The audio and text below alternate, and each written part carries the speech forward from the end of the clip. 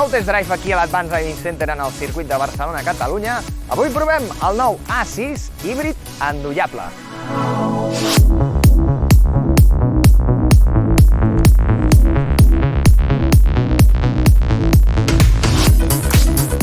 Hola, anem a provar el vehicle i anem a realitzar les 4 proves de sempre. Slalom, frenada amb curva, frenada simètrica i frenada doble obstacle. Anem a veure què tal funciona aquest Audi.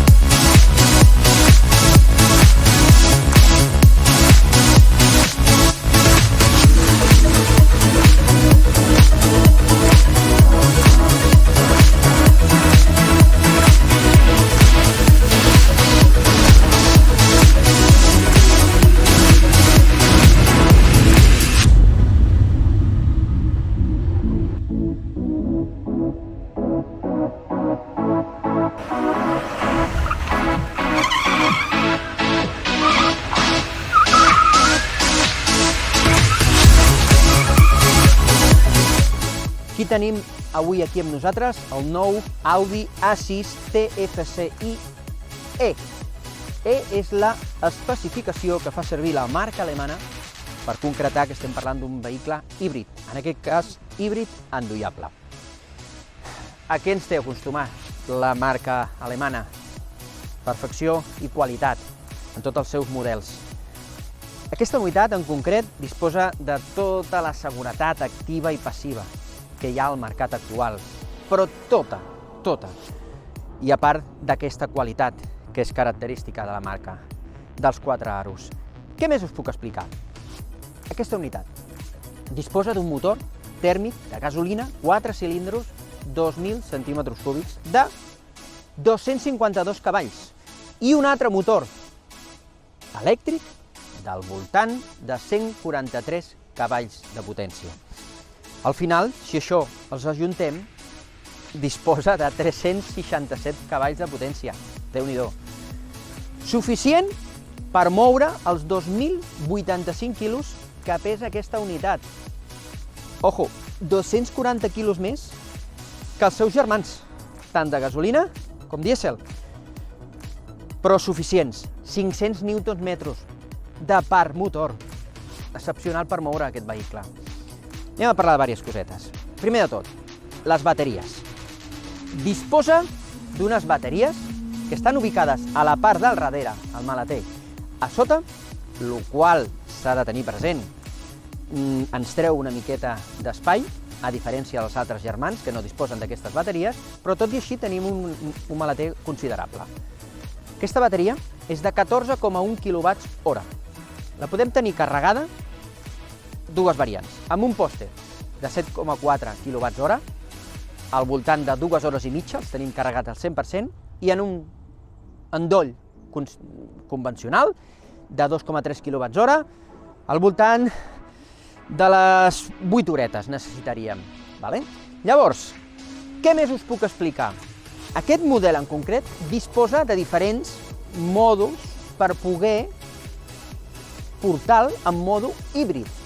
3 models de conducció. El EV. El EV és un sistema que és 100% elèctric. Disposem del híbrid, que intenta optimitzar entre els dos motors tèrmics i elèctric, donant prioritat, sens dubte, al tèrmic. I després està el Hold, que seria un modus que intentaria tenir la màxima càrrega o emmagatzemar la màxima càrrega d'energia a les bateries perquè en el cas de que arribem a la ciutat puguem disposar de la màxima autonomia amb el que respecta a elèctric. Aquest vehicle, la marca especifica que té 53 quilòmetres d'autonomia 100% elèctric i una velocitat màxima de 135 km/h. Què més us puc explicar? Doncs al final ja ho veieu. L'estètica, aquest vehicle, unitat en concret, a diferència del seu antecessor, és una miqueta més llarg, més alt i més ample. Sobretot aquestes línies més definides, la parrilla frontal, més gran, amb aquest color negre.